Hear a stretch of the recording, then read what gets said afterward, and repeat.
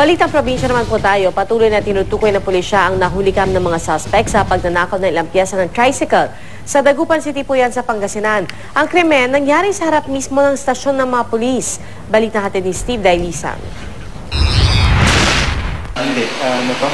Huling-huli kam ang pagnanakaw ng dalawang lalaki sa ilang piyesa ng tricycle na nakaparada sa labas ng bahay ni Roda Andungo.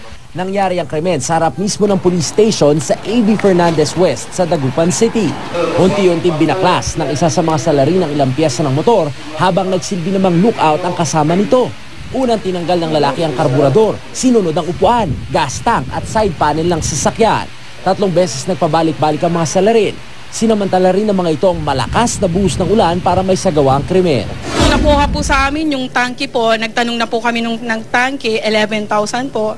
Tsaka po yung carburetor po niya, worth of 4,000 po. Tsaka po yung upuan niya.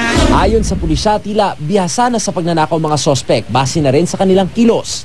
Gagamitin ng PNP ang kuha ng CCTV para matukoy ang pagkakakilanlan ng dalawang kawatan. Nagpaalala rin ng mga otoridad na tiyaking hindi galing sa nakaw ang mga binibiling gamit para hindi makasuhan ng paglabag sa anti-fencing law. Paglalagyan nila, pagpapardahan nila ng sasakyan, lalo na sa mga tricycle, i-save nila, i-lock nila para hindi na maulit ang ganitong insidente. Steve Dailisan, GMA News.